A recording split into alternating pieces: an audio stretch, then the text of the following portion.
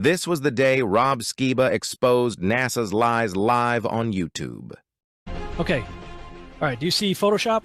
This is live on the air, okay? I'm going to zoom in on the Earth in Photoshop. You see the Earth? Yeah. Okay. I'm going to go to Image, Adjust, Levels, and I'm going to bring the levels over here. And I'm going to bring the levels up. Uh-oh. What is that? Oh, wow. Yeah, wow. Why is there a square box around the Earth allegedly taken from the scientists on the moon in Apollo 17? And people wonder why I don't trust NASA. That's why I don't trust NASA. I mean, they're always out there saying, you know, Rob, everybody's trying to show you stuff from space and you keep rejecting it. This is why I reject it. These guys are liars. Then you got other pictures like this, the blue marble, right, that come out. Okay, well, there's a big problem with the blue marble, and I'm going to zoom in here and show you what the problem is. These are all composite images where they are really not very good at Photoshop because they're using the Photoshop clone tool to replicate clouds. I'm outside my job. I got a really good view of this. My question to the viewers is, what floor is the clouds sitting on? Watch this. If you look at each one of these clouds, and we're going to zoom in a bit for you guys, each one of them sits level. Almost like you're putting a measuring level down during carpentry measuring. If you know what I'm talking about, if you've done carpentry, you know what I'm talking about. Each of these clouds are level with each other. Explain that. Proof that NASA's moon landing was fake. Watch this video carefully. Focus on their vehicle. Their vehicles look so fake. Now focus on the flag. We know that moon doesn't have atmosphere. Then how is the flag moving with air?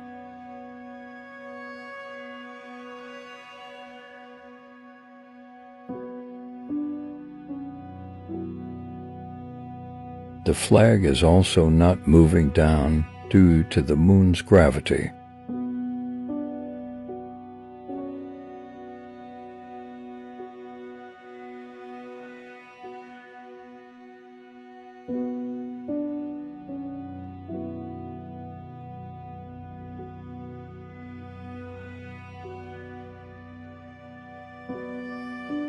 Logo is a lie. I decided to travel around Australia and Antarctica at the same time.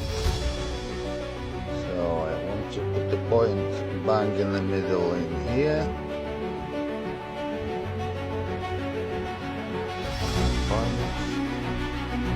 Okay, let's travel further down. Points.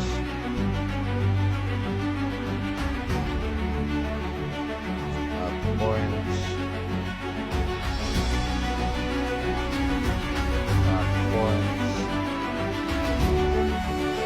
And let's travel over here. Let's put one more point there.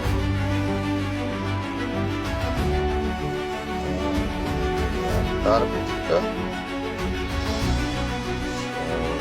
Let's see what's gonna happen. How many kilometers? I'm not gonna go around this place. I can do actually. Let's see what it comes up. Then point. Add point. And let's go back to Australia.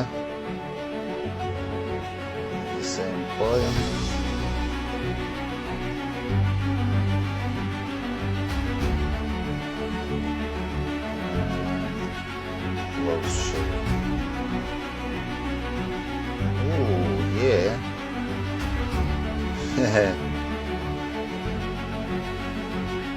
Well,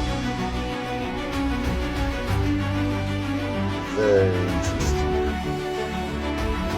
Very interesting shape.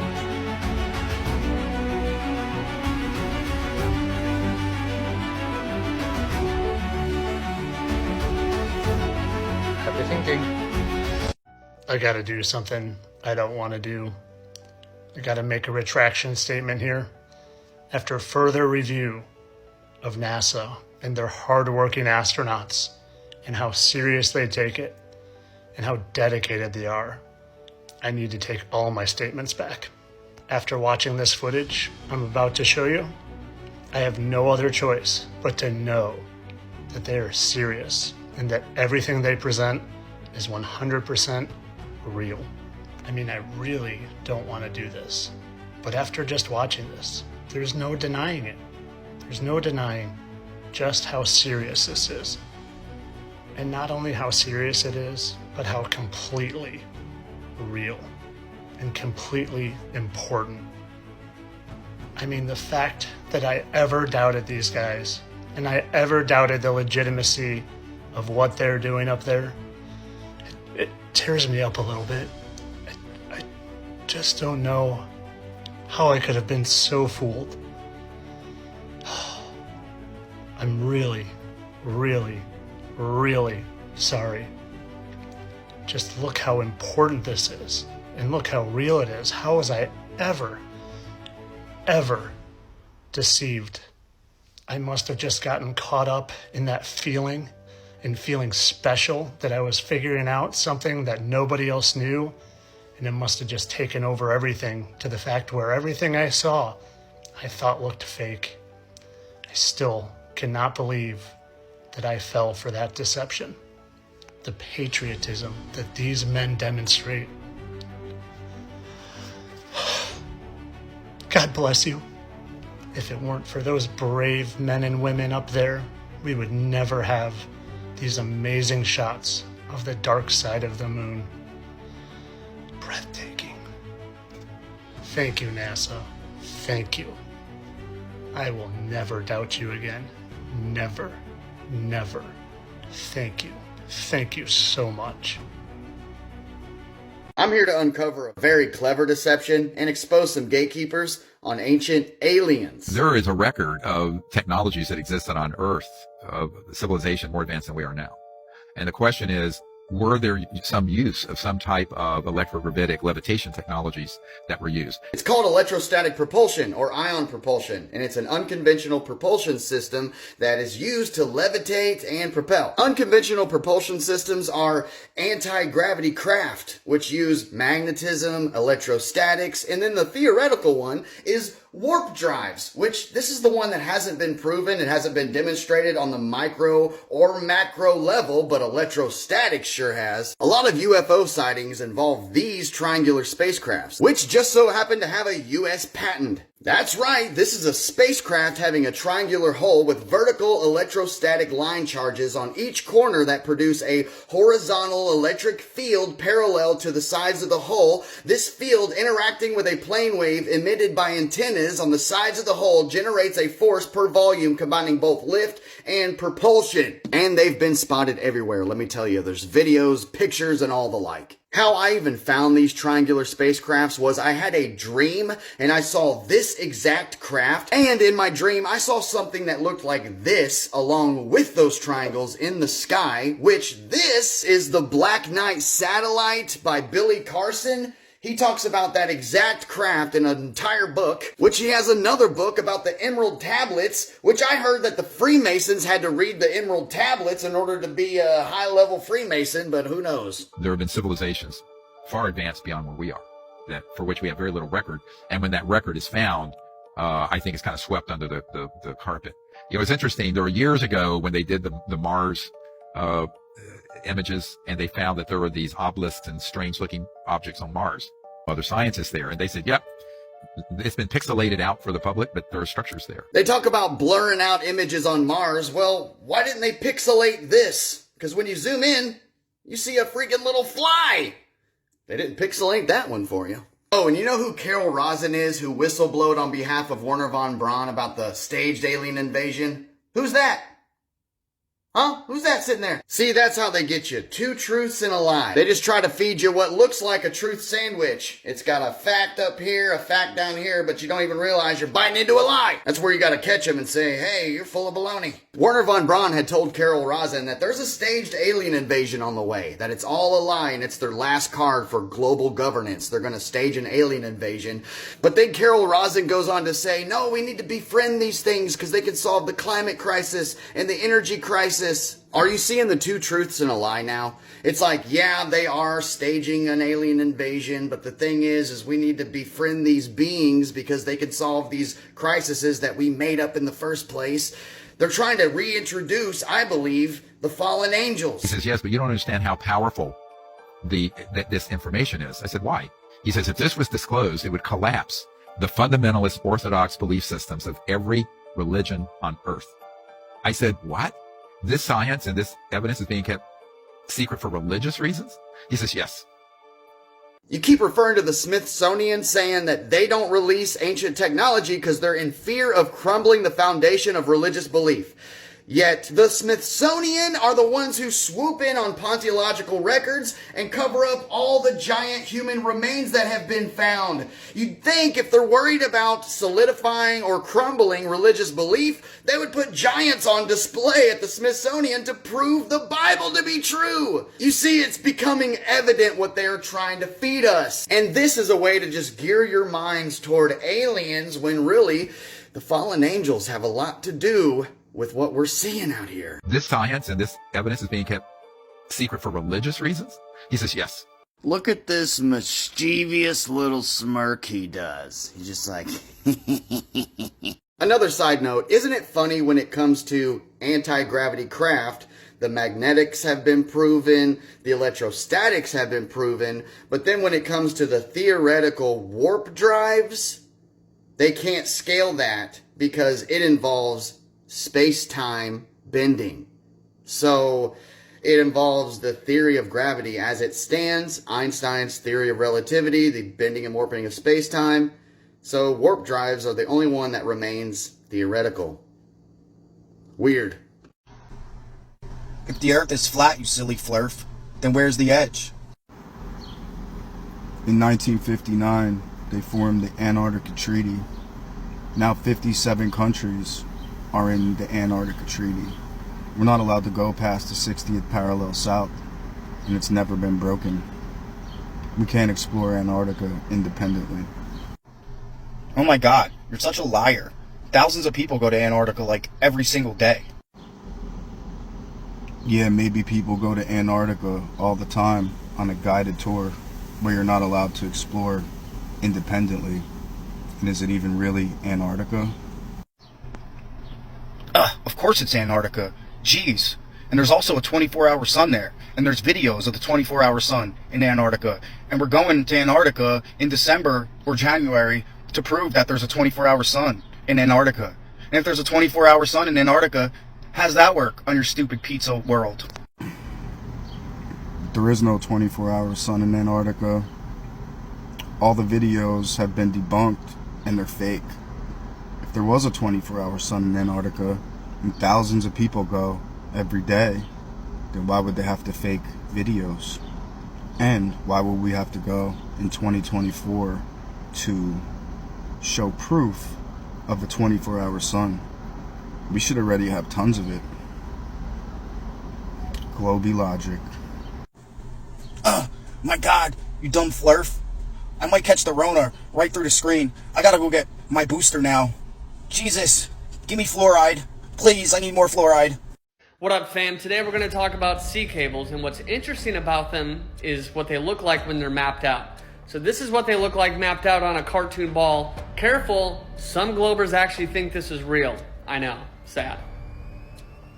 Alright, now I'm pulling up this projection because it's a little bit easier to see, but notice where they don't go. From Australia to South America, or from South America to South Africa, and here's why. And yeah, I get it, there's a little part that connects right here, but don't worry, I got you covered.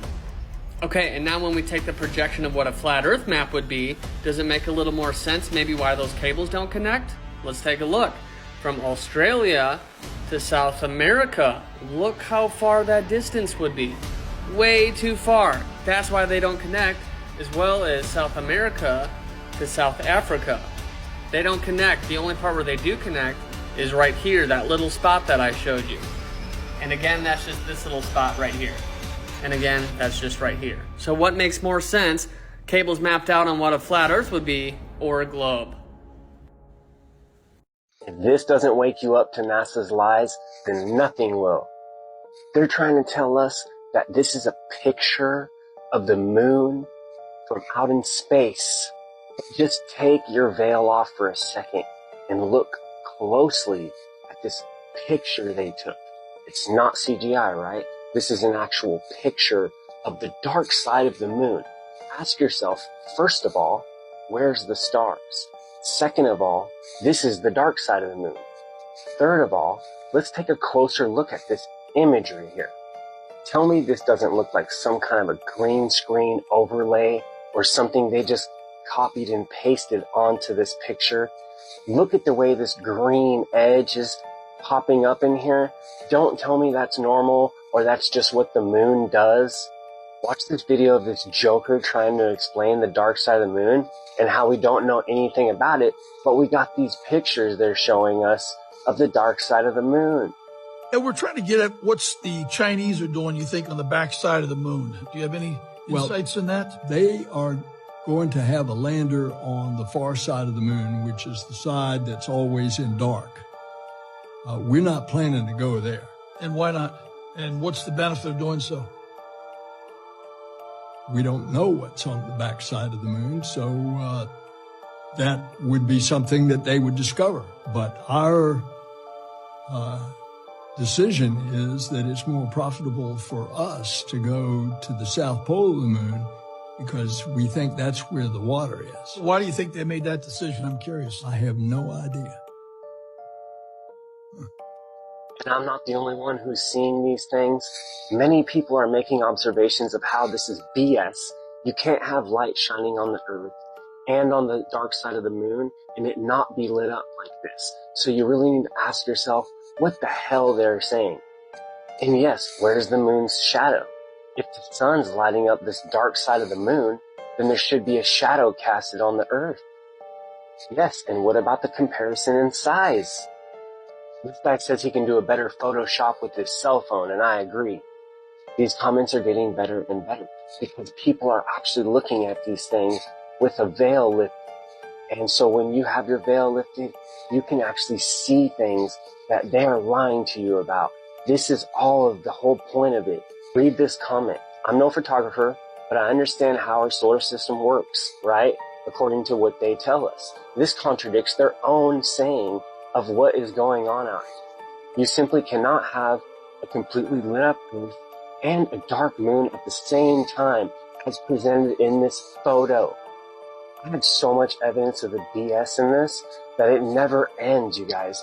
They tell us that we have the dark side of the moon because it's rotating as it spins around us and we're only seeing one side. That's why we're only seeing one side of the moon? Really? Really, guys? Do not forget that they burn $25 billion a year on NASA. It came in the mail and y'all are opening it with me. Ooh. Smell it. Woo!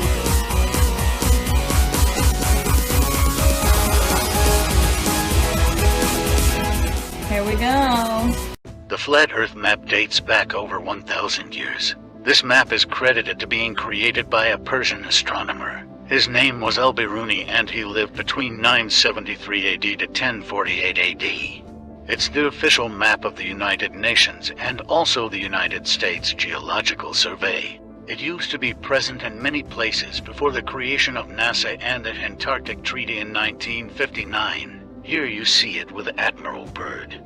This map has been restored by Dmitry from Russia with suggestions of mine, Eddie Alenkar. Known by my YouTube channel Flat Earth Banjo, I asked Dmitry to include the Bermuda Triangle and Point Nemo, a place deep in the Pacific where NASA buries rockets.